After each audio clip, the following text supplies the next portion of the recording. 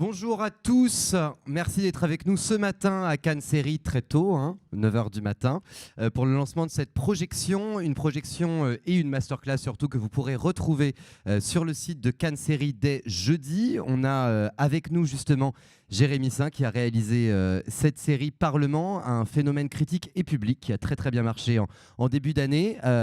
Du coup, je vais demander à Jérémy de venir lancer la projection aussi. Vous pouvez l'applaudir. Hop, bonjour Jérémy. Bonjour. Alors comment est-ce que, pour les gens qui n'auraient pas vu justement Parlement, comment est-ce qu'on pourrait introduire en quelques phrases cette série, un mélange entre The West Wing et VIP, on va en parler tout à l'heure pour la masterclass. Comment est-ce que pour ce pilote, tu souhaiterais introduire ça aux scolaires avant qu'on en parle plus avant avec tous les gens qui seront sur Cannes Série Live? Disons que c'est, pour résumer, une comédie à la fois politique et sur la politique. Et je pense que c'est aussi un bon récit initiatique au travers du personnage de Samy que vous allez rencontrer. De toute façon, comme c'est le premier épisode de la série, tout va vous être expliqué extrêmement clairement dans l'épisode. Et puis surtout, dire qu'on ait 14 ans ou 70 ans, Parlement, ça peut paraître un peu rédhibitoire et pourtant c'est une série très drôle, très fun, ludique et pédagogique. Comment est-ce qu'on arrive en juste quelques phrases, on en parlera tout à l'heure, à mélanger le comique et le sérieux de la politique? C'est essayer d'être, on va dire, dans une forme de légèreté et on va dire dans les mœurs et un traitement extrêmement précis par contre de tout ce qui est de l'ordre de la politique. Voilà, donc vous allez le voir, Parlement, un premier épisode de 26 minutes, et puis on en parle longuement avec Jérémy tout à l'heure, et puis vous pourrez retrouver cette masterclass sur Cannes Série Live dès jeudi. Bonne projection. Comment est née cette idée de Parlement? Je le rappelle, un grand succès et public et critique en début d'année donc sur France Télévisions. Comment as-tu été approché? Comment est née cette série et combien de temps a duré ce qu'on appelle la pré-production? Alors la série est née, je pense que le créateur Noé Debré est né à Strasbourg, pas loin du Parlement. Je pense qu'il est passionné depuis toujours par la question du Parlement européen. Je crois que c'est un projet qui mène depuis 7 ou 8 ans, même peut-être un petit peu plus, et qui s'est développé via aussi l'arrivée de 2 auteurs eurocrates qui donc travaillaient au Parlement. Et avec l'apport d'un joker, un scénariste anglais qui vient pour mettre en forme un peu les blagues, etc. Donc c'est parti de... Je pense que c'est l'initiative de Noé qui a ce lien un peu initial avec le Parlement. Ouais. Oui, parce que du coup, voilà, on peut citer aussi dans l'équipe artistique Émilie Noblet, Darren Johnson, Pierre Dorac, Maxime Caligaro et une idée originale donc du coup de Noé Debré. Vous avez collaboré, à quel point vous avez collaboré avec le Parlement européen? Puisqu'il y a des scènes, est-ce qu'il y a des scènes qui sont tournées là-bas? Comment vous avez collaboré? L'ensemble de la série, alors toutes les parties strasbourgeoises sont tournées dans le vrai Parlement de Strasbourg. Okay. Et là, quand on est à Bruxelles, quand ça se passe au Parlement européen à Bruxelles, c'est dans un bâtiment qui s'appelle le Comité des régions, qui est une annexe du Parlement européen. Okay. Voilà, donc en fait ça ressemble, mais c'est une version un peu plus petite, un tout petit peu plus cheap aussi du Parlement. Ils avaient le scénario avant? Comment est-ce qu'ils ont autorisé? Parce que vous êtes un peu cynique, vous n'êtes pas tendre forcément avec les députés parlementaires, donc comment ça s'est fait justement cette collaboration? Je pense pas qu'on soit cynique, on est féroce avec eux, peut-être. Féroce. Je sais pas, je pense que de toute façon ils étaient dans une logique où il n'y a pas de mauvaise publicité, étant donné que personne ne sait exactement ce qu'ils font là-bas. Et non, mais je pense aussi, je pense que se laisser moquer, c'est une bonne manière de se rendre sympathique aussi. Puis je disais cyniques, mais ils sont loin d'être antipathiques, ces personnages, notamment ce député européen joué par un Philippe Duquesne assez impressionnant dans la série, comme d'habitude. Comment, d'un point de vue de mise en scène, tu as fait les repérages là-dessus? Parce que c'est ce qu'on voit, alors je vais un peu te rapprocher de Stanley Kubrick d'ailleurs, je pense que tu vas...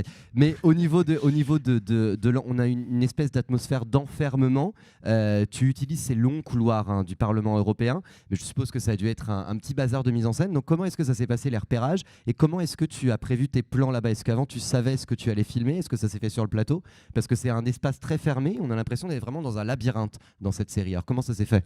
Ce motif du labyrinthe, de toute façon je pense qu'il y avait quelque chose d'un peu kafkaïen dans le scénario qu'il fallait retranscrire par la forme. On a repéré, en fait, avec Émilie, qui a réalisé notamment cet épisode-là, donc cette longue scène de couloir, mais il y en a une qui est un peu jumelle dans un autre épisode que j'ai réalisé. Oui, je pense que, de toute façon, étant donné le volume de travail sur une journée, on est obligé de préparer très en amont le découpage. De toute façon, à partir du moment où on n'a pas un steadicam tout le temps, donc il faut bien prévoir les jours où on a ces déambulations dans les couloirs, etc. Non, c'est très anticipé. Comment on a repéré en fait, on essaie toujours, c'est toujours un peu le même principe pour mettre au réel les choses, quoi. C'est-à-dire ce qui est au scénario et que tout d'un coup on doit faire rentrer dans la vraie vie. On essaie de trouver l'endroit qui match le mieux et où on a l'autorisation de tourner, ce qui est quand même pas toujours gagné. On a eu pas mal de galères pour obtenir les autorisations de tournage pour Parlement quand même. Oui, alors que justement, parce qu'on a, au-delà de cette atmosphère d'enfermement, etc., comment est-ce que vous avez réussi à avoir, avant qu'on aille encore dans des questions de mise en scène, mais à avoir ces fameuses autorisations? Parce que c'est rare d'avoir une série déjà sur ce thème-là, en tout cas en Europe, beaucoup aux États-Unis, mais peu en Europe. Et ils sont peut-être un petit peu, ils ont peut-être un petit peu peur, justement, les parlementaires, etc. Comment est-ce qu'on va représenter notre... Comment vous avez réussi à avoir justement ces autorisations? Je pense que les deux, la production, c'est quand même armée de patience.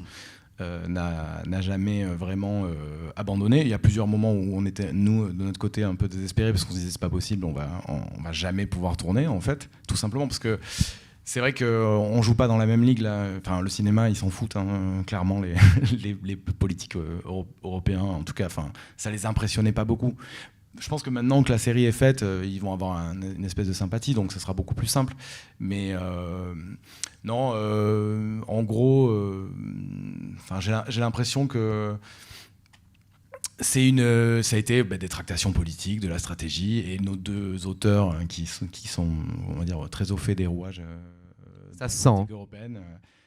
Ont été des alliés pour obtenir le décor. Ceci dit, une des grandes inquiétudes qu'avaient notamment les gens du comité des régions, c'est que c'était un étage vide et ils ont eu très peur qu'on leur dise s'il est vide, à quoi il sert, donc on va l'utiliser pour autre chose.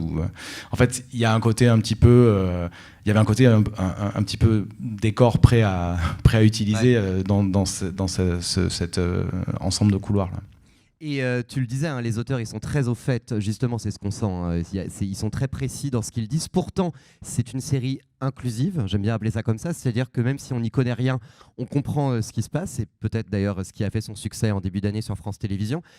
Comment est-ce qu'on arrive à faire une série aussi précise et aussi détaillée sur tout ce qui est vocabulaire de Parlement européen, mais aussi à inclure les gens, c'est grand public, tout en étant aussi de niche.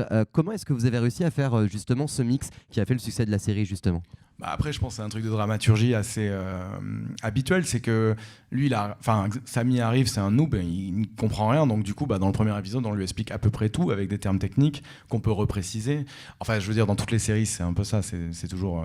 Mais ça, c'est resté, hein, vous allez le découvrir sur l'ensemble de la saison. Sur l'ensemble de la saison, on garde cette précision dans l'écriture, mais on garde aussi le fait que ce soit inclusif, ces scènes de comédie, etc. Le mix, il est fait dans toute la saison. Au niveau du mélange des genres pour la balance, ouais. Choses, ouais.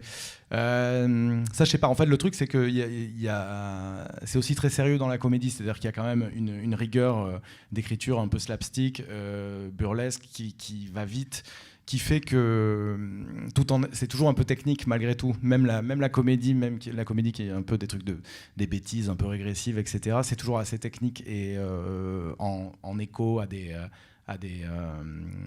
sujets sérieux, etc. Et comment tu as choisi tes acteurs? Alors, tu vas me dire, Kevin, par un casting, j'imagine bien, mais on a vraiment l'impression que les rôles sont faits pour eux. Xavier Lacaille, que vous avez vu, qui est le premier rôle de Parlement, c'est également un des auteurs d'une grande série à succès cette année qui est Validée, la série de Franck Gastambide sur Canal+. Donc il a 2 casquettes, et auteur et acteur. On a vraiment l'impression que le rôle est fait pour lui. Alors, est-ce que peut-être il y a eu des arrangements d'écriture après? Même chose pour Philippe Duquesne, qui est un immense comédien et de comédie et de boulevard, mais aussi de drame, qui est assez dingue dans la série. Donc, comment est-ce que tu les as choisis? Et ensuite, est-ce qu'il y a eu un changement d'écriture pour ces personnages-là, ou est-ce que le scénario restait le même tout le temps? Pour le casting, c'est vraiment une dynamique avec Noé, Émilie, donc l'autre réalisatrice, et la chaîne. Et là, c'était quand même un dialogue à 3 en permanence autour de... Bon, il y a des évidences, honnêtement. William Nadilam, quand on l'a vu, c'était assez évident. La directrice de casting, Laure, avait entamé quand même tout le processus un peu en amont de notre arrivée même. Pour moi, Xavier, je le connais bien parce qu'il coécrit Tétard que je réalise. Et je le connais bien de la Fémis, parce qu'on est un ancien de la Fémis. Fémis, une école de cinéma de Paris réputée. Et pour moi, Xavier, c'était tellement évident à la lecture. Enfin, au bout de 5 lignes, j'étais persuadé que ça devait être lui. Voilà, après, il a passé des essais, on a fait un peu le processus habituel, mais de toute façon, j'ai l'impression que ce qui va déterminer la tonalité, c'est le casting, c'est moins la direction d'acteur que le casting. Après, je veux dire, 90% du boulot de la direction d'acteur, c'est le choix des comédiens. Vous avez travaillé en impro un petit peu, parce qu'ils sont tellement justes qu'on a vraiment l'impression que le dialogue file. Est-ce qu'il y a eu des impros Il y a un peu d'impro, il y a du cahier B aussi, ça c'est assez intéressant, mais Noé fournissait une sorte de cahier B, des scènes coupées ou des choses comme ça pour se nourrir. Il y a de l'impro, Xavier, c'est difficile de pas l'autoriser à improviser. Philippe, pas vraiment. Philippe Duquesne, il improvise en fin de séquence, mais il n'est pas forcément il est hyper rigoureux. Le rôle était écrit comme ça, le rôle de Philippe Duquesne, donc le député européen, dans le scénario, parce qu'il en fait vraiment quelque chose d'à part, d'ovniesque. C'était écrit comme ça, oui. D'accord. Espèce de fuyard, quoi. Parce qu'il est vraiment, vraiment excellent dans la série et il rajoute des petites touches comiques très appréciées. Et comment est-ce que tu as travaillé en différentes langues, hein, puisque quelque chose qui m'a un petit peu frappé dans la série, c'est que les scènes du Parlement européen, en tout cas en français, avec les députés français, sont filmées un petit peu de manière burlesque. On pense un peu à Francis Weber, La Chèvre, alors que les scènes british sont filmées à la britannique. On pense à 4 mariages et un enterrement, on ressent vraiment l'atmosphère britannique. Est-ce que c'était intentionnel justement de filmer de deux manières différentes, et puis comment tu as travaillé en différentes langues justement? Est-ce que c'était facile? C'était pas facile, j'ai un niveau d'anglais LV2 à peu près. Non, c'était un peu compliqué en termes de... Le switch était très compliqué par exemple dans une journée. Xavier est complètement bilingue. Donc parfois, quand même, on l'utilisait un peu pour traduire l'idée. Parfois, le langage technique de la mise en scène est compliqué à exprimer. Et sur les différences de style, j'ai l'impression que c'est assez... je pense que les séquences sont mises en scène de la même manière. C'est juste que le rythme des Britanniques est différent. Et donc, quand le rythme de l'acteur est différent... Au niveau de la lumière, alors peut-être que c'est parce que c'est british, etc. Mais j'avais vraiment l'impression qu'il y avait un travail différent dans les scènes en anglais et les scènes en français au niveau de la technique pour donner une atmosphère. Mais peut-être que le texte se suffit à lui-même et que c'est ça qui donne... Et même au-delà du texte, je pense vraiment les Anglais ont leur rythme à proprement parler. Et par contre, ce qui était bien, c'est qu'en gros, tous nos acteurs français sont... à part Philippe, ont une capacité à switcher à l'anglais sans aucun problème. Donc on a des scènes qui sont franco-britanniques. Voilà. Et ça s'est passé comment avec... Est-ce que vous avez eu des consultants, des gens justement, parce que c'est tellement précis, et puis c'est ce qu'on voyait quand la série a été diffusée en début d'année, il y a beaucoup de parlementaires qui ont dit mais c'est vraiment ça, c'est ça qu'il se passe, etc. Est-ce que vous avez été aidé par des gens du Parlement, des consultants dans le scénario qui vont dire ça se passe comme ci, comme ça? Comment est-ce que tu as fait pour rapprocher autant de la réalité d'un Parlement européen? Ça a l'air burlesque, mais c'est comme ça que ça se passe, hein. Maxime et Pierre ont une expérience et ils continuent à travailler au Parlement, donc en fait c'est des insiders en soi. Et oui, on allait chercher un peu, peut-être eux allaient chercher chez des amis des anecdotes, voilà, des petits off, pour essayer de retranscrire vraiment la véracité du truc. Ça ne se passe pas exactement comme ça non plus, je crois. Mais bon, c'est un trait un peu grossi de la vie au Parlement européen. Ouais. Ah oui, bah complètement. Et comment est-ce que, justement, comment tu expliques le fait que cette série est autant marché d'un point de vue critique et public, une série familiale, une série que les parents ont regardé avec leurs enfants, mais les étudiants en politique aussi, etc. Est-ce que c'est quelque chose auquel tu t'attendais en la tournant, ou est-ce que ça t'a surpris en début d'année? Quand on a fini le montage image, qu'on a vu tous les épisodes bout à bout, je me suis dit ça marche. Je veux dire, voilà, et je le dis en toute modestie, je me suis dit, bah voilà, ça marche. En termes narratifs, ça marche. En termes affectifs, par rapport au personnage, ça marche. Et il y a une question de romance qui est quand même assez importante dans la série. Vous ne l'avez pas forcément vu dans l'épisode 1, mais ça aussi, ça marche. Donc du coup, je me suis dit, ça peut rencontrer un public, mais vraiment, en vrai, j'en savais rien. On était aussi la première série de France.tv. Donc, du coup, j'avais une espèce de... Enfin, il n'y avait pas de précédent, donc on n'avait pas non plus de point de comparaison, ce qui n'était pas désagréable en soi. Première petite pause dans cette masterclass. C'est pas la première fois qu'on parle de politique européenne, en tout cas au cinéma ou dans les séries. Henri Verneuil l'avait fait dans les années 50 et 60 avec un film qui s'appelle Le Président, ce qui me permet du coup de parler du formidable festival Lumière, qui en même temps que Cannes Série. Vous allez le voir, un petit peu comme dans Parlement, qui a été fait bien avant le confinement, Covid, etc. Où on a vraiment l'impression d'entendre ce qu'on a entendu après en télévision dans certains débats. Ce que vous allez voir, c'est Jean Gabin qui parle de l'Europe dans les années 60. Et puis vous allez voir, évidemment, cela s'est avéré vrai les années d'après, puis ce qui me permettra ensuite de te parler de ton travail de recherche pour Parlement.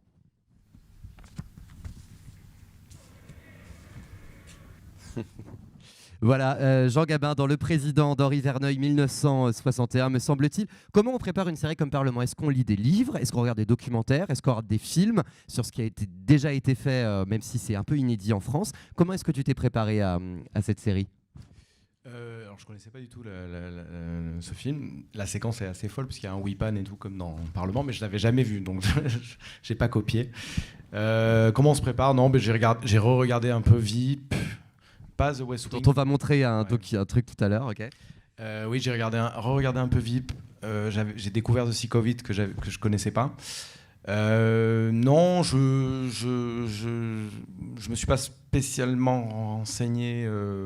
Enfin, je veux dire, ça s'est fait plutôt au long cours dans la préparation. Même d'un point de vue visuel, t'as pas eu des choses de référence? Tu t'es fait confiance? T'as pas été voir un petit peu ce qui se faisait? On travaille toujours sur des moodboards au moins pour montrer vers où on veut aller, mais les moodboards c'était un peu le cheminement habituel, trouver des séries qui s'apparentent visuellement. Mais on a quand même trouvé une identité en dehors de ce moodboard, c'est-à-dire qu'on est sorti un peu toujours avec cette histoire de décor. En fait, c'est toujours compliqué de procéder en amont, en préparation, si on n'a pas le décor. Si on n'a pas la main sur le décor, c'est compliqué. Donc du coup, il ne faut pas trop anticiper, à mon sens, tant que le décor n'est pas fixé. Décor qui est d'ailleurs comme un personnage dans la série. C'est un autre personnage, clairement, un autre personnage principal de la série. Encore une fois, moi, j'ai été un peu frappé par le fait que tu arrives à créer de l'énergie dans les dialogues, tout avec un bordel, pardon pour le vocabulaire de mise en scène, c'est-à-dire que tu les suis dans cette espèce de labyrinthe. Combien de minutes utiles? Alors, combien tu as pu tourner de temps par jour? Est-ce que tu n'as pas été bloqué justement pour une limite de temps? Parce qu'on a vraiment l'impression, enfin moi quand j'ai regardé, que ça devait être compliqué à mettre en place. Le texte est lourd, de longs plans séquences, avec justement ces labyrinthes. Comment tu as fait pour faire tout ça? En termes de minutes utiles, on était aux alentours, je pense, de 7 minutes utiles, ce qui est quand même conséquent. Après, il y a des choses qui sont plus simples que d'autres, c'est-à-dire toutes les séquences de bureau qui ont été tournées en dernier, notamment tout l'épisode qui est en huis clos dans le bureau, sont plutôt simples de caméra à mettre en place. En fait, ce qui fait qu'une mise en place est bonne, c'est l'énergie des comédiens dans un premier temps et l'excellence de la chef opératrice, qui derrière captent aussi leur énergie. Mais c'est sur les déambulations comme ça, en fait, c'est vraiment ça, c'est l'accord des deux. C'est moins une histoire de découpage en amont et de préparation que d'être bien là sur le moment, sur le plateau pour capter l'énergie des comédiens. Comment s'appelle la chef opératrice de Paris? Lucie Bodino. Comment tu as travaillé? C'est la première fois que tu travaillais avec elle ou tu avais déjà travaillé? Elle aussi était à la Fémis, je la connaissais quand même un petit peu. D'accord, parce que incroyable. On travaillait ensemble. C'est la chef opératrice habituelle de Émilie et on a choisi de travailler avec une seule chef op. Tu parlais de VIP, alors je ne sais pas si les collégiens, lycéens qui sont dans la salle ou ceux qui nous regardent sur Cannes Série Live connaissent cette série incroyable diffusée en France sur OCS, aux États-Unis sur HBO, une série dont la dernière saison a été tournée d'ailleurs l'année dernière, une série comique qui parle cependant de la vie d'une vice-présidente républicaine, et effectivement, Parlement m'a beaucoup fait penser à VIP dans son énergie, dans ses personnages complexes tout en étant burlesques mais qui collent à la réalité. Un petit extrait de VIP peut-être, et puis on continue de parler du casting féminin après de la série Parlement. Alors, je ne sais pas si on peut lancer l'extrait de VIP. Voilà. Okay. All right, this is kind of a half an idea. All right, so the idea is, if you're a fireman, putting a wet blanket on something. You were late? Yes, and I am incredibly sorry. I was not in my own apartment last night. I just had a... Okay, having a massive stroke is an excuse for coming in late to this office. Having sex is absolutely not damn. Quite right. Although, in my defense, I didn't even think you'd be here. Why? Well, there's the briefing of the fiscal responsibility bill at the White House. I should be there. I wasn't invited. What? This is happening Right now. Look at POTUS. He did this with the defense budget briefing 2 weeks ago. God. Where's You Amy? get a gag on top of Rick! it. Why didn't I know about this? I'm going. They can't keep me out there. Voilà, VIP qui est un peu la grande sœur américaine de Parlement, on pourrait le dire. Ce qui me fait penser à une petite question. Est-ce que tu avais pensé, avant qu'on parle du casting féminin de Parlement, est-ce que tu avais pensé à plusieurs saisons, déjà dès le début, parce que est-ce qu'il y aura une autre saison de Parlement d'ailleurs? Et est-ce que vous avez imaginé cette série comme en différentes saisons, comme VIP, qui devait être à la base qu'une seule saison et puis qui en a duré 6? Alors oui, il va y avoir une saison 2. Non, on n'y a pas du tout pensé avant. Enfin, je veux dire, pour la saison 1, la marche était suffisamment haute pour ne pas trop anticiper sur une saison 2. Saison 2 qu'il y aura. Et pour notre plus grand bonheur, comment tu as choisi du coup ton casting féminin? Je pense d'ailleurs à cette députée parlementaire qui travaille pour la Ligue conservatrice britannique qui est assez dingue. Est-ce que c'est une dire de cast britannique qui les a choisis? Est-ce que c'est toi? Comment ça s'est fait pour les filles de Parlement? Jane, c'est une star en fait australienne, vraiment une star en Australie qui vit en Europe. Non, là, oui, enfin, c'est vraiment venu de Noé pour le coup. Il s'était projeté sur elle. Le créateur, donc l'idée originale. Et du coup, comme elle a accepté, ça a été beaucoup plus simple. Elle a amené beaucoup, enfin vraiment, quand je dis que c'est une star, c'est vraiment genre, je sais pas, l'équivalent de Florence Foresti, j'allais dire. Ouais, voilà, c'est de cet ordre-là. Oui, donc c'est vraiment l'idée venue de Noé d'engager Jane. D'accord, parce qu'elle est vraiment, vraiment incroyable dans la série. Et comment est-ce que tu as travaillé avec justement les acteurs? Est-ce que vous avez fait des lectures avant? Parce que, encore une fois, l'alchimie, hein, quand vous avez vu le pilote, hein, mais c'est ça sur les 10 épisodes, l'alchimie, elle est dingue avec ces acteurs-là. Est-ce que vous avez fait différentes lectures, des répétitions? Tu disais que tu pouvais improviser avec Xavier, mais comment est-ce que ça s'est fait pour créer cette alchimie? Est-ce qu'ils sont juste talentueux et ça se fait sur le plateau, ou est-ce que vous avez beaucoup lu avant?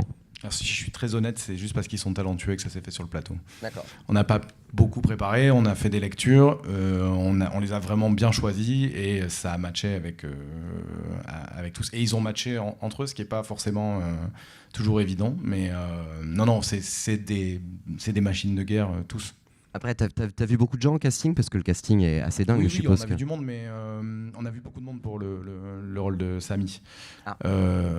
Lise, on a vu sa tape et c'était réglé. On a tout de suite compris que c'était bon. Et non, ouais, c'est vraiment des gens extrêmement rigoureux. Et donc, en fait, c'est beaucoup plus simple de travailler avec des comédiens extrêmement rigoureux. On n'a pas eu vraiment le temps de faire des lectures. On a fait une session de lecture où on a un peu retouché les textes. Parce qu'on sent quand même un travail assez rigoureux. Donc si tu me dis qu'il n'y a pas de lecture, écoute, ils sont vraiment très très très talentueux.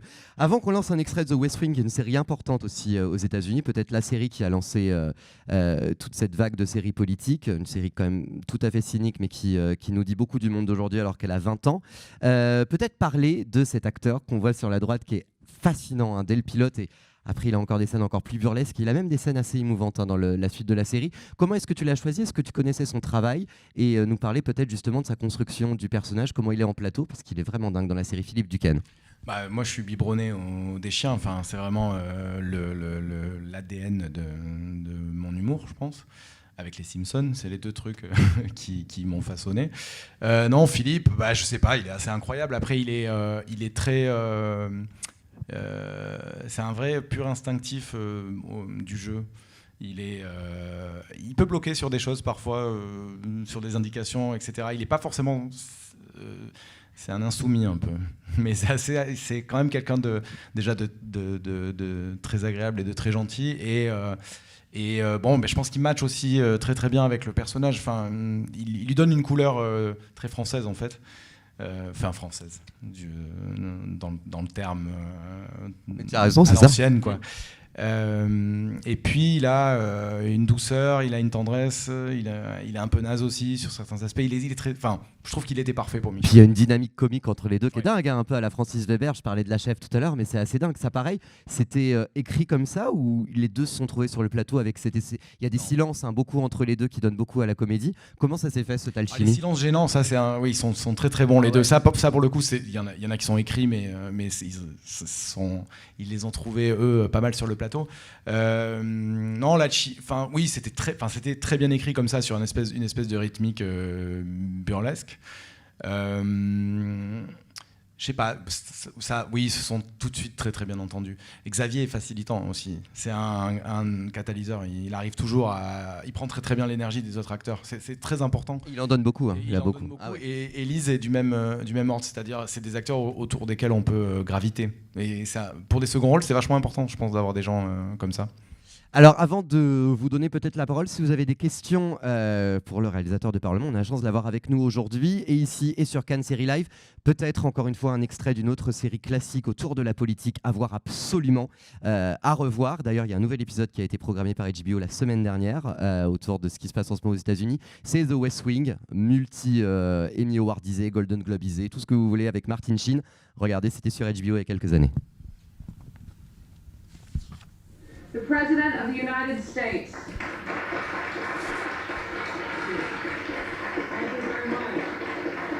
Thanks a lot. I wish I could spend more than a few minutes with you, but the polls don't close in the East for another hour, and there are plenty of election results still left to falsify. You know, with so many people participating in the political and social debate through call-in shows, it's a good idea to be reminded every once in a while. It's a good idea to be reminded of the awesome impact.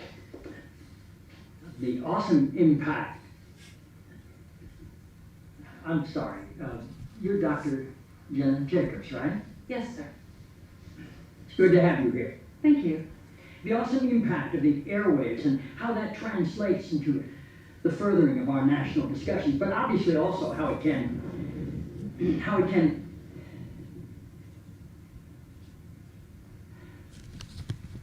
forgive me, Dr. Jacobs. Are you an MD? A PhD. A PhD? Yes, sir. In psychology? No, sir. Theology? No. Social work? I have a PhD in English literature. I'm asking because on your show people call in for advice and you go by the name Dr. Jacobs on your show, and I didn't know if maybe your listeners were confused by that and assumed you had advanced training in psychology, theology, or healthcare. I don't believe they are confused, no, sir. Good. I like your show. I like how you call homosexuality an abomination. I don't say homosexuality is an abomination, Mr. President. The Bible does. Yes, it does. Leviticus, 18:22. chapter and verse. I wanted to ask you a couple of questions while I had you here. I'm interested in selling my youngest daughter into slavery as sanctioned in Exodus 21:7. She's a Georgetown sophomore, speaks fluent Italian, always cleared the table when it was her turn. What would a good price for her be? While thinking about that, can I ask another? My chief of staff, Leo McGarry, insists on working on the Sabbath. Exodus 35:2 clearly says he should be put to death. Am I morally obligated to kill him myself, or is it okay to call the police? Here's one that's really important, because we've got a lot of sports fans in this town. Touching the skin of a dead pig makes one unclean, Leviticus 11:7. If they promise to wear gloves, can the Washington Redskins still play football? Can Notre Dame? Can West Point? Does the whole town really have to be together to stone my brother John for planting different crops side by side? Can I burn my mother in a small family gathering for wearing garments made from two different threads? Think about those questions, would you? One last thing. Well, you may be mistaking this for your monthly meeting of the Ignorant Tight-Ass Club. In this building, when the president stands, nobody sits.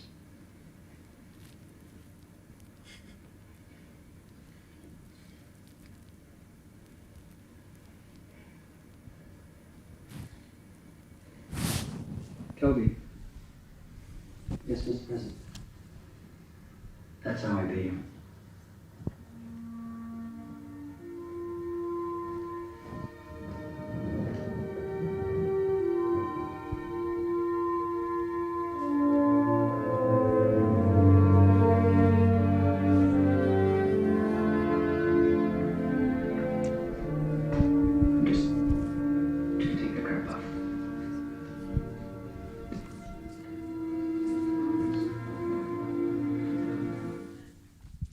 Voilà, The West Wing, un nouvel épisode d'ailleurs est sorti la semaine dernière à regarder absolument. Le temps qu'on prenne peut-être on a peut-être le temps d'une ou deux questions. Te demander, puisque il y a beaucoup d'étudiants en cinéma qui vont nous regarder sur Cannes Série Live, peut-être tes séries et tes films de référence. Il doit y avoir 4 séries, 4 films qui t'ont donné envie de faire ce métier. Question horrible, je sais. Le temps d'avoir peut-être une de vos questions. Alors, les films. Jaws. Les Dents de la Mer.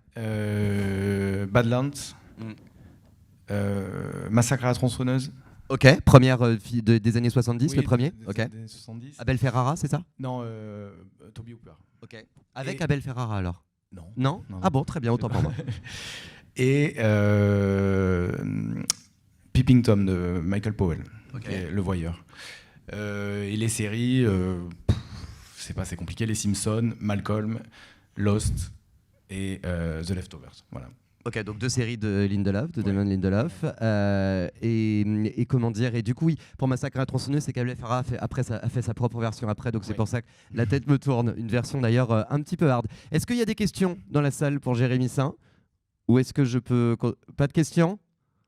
Je peux continuer moi-même? Très bien. Parce que moi, j'en ai encore autour de, justement de la suite. Comment est-ce que tu es en train de travailler sur la suite de Parlement du coup? Est-ce que tu suis un peu ce qu'ils font à l'écriture? Est-ce que tu attends qu'ils aient tout fini pour tout prévoir? Comment ça se passe pour la suite? Là, ils entament juste l'écriture de la saison 2. Donc, on a eu les arches on a eu une espèce de discussion sur les arches avec Noé, mais c'est tout. Pour l'instant, c'est vraiment, à mon avis, les débuts de l'écriture.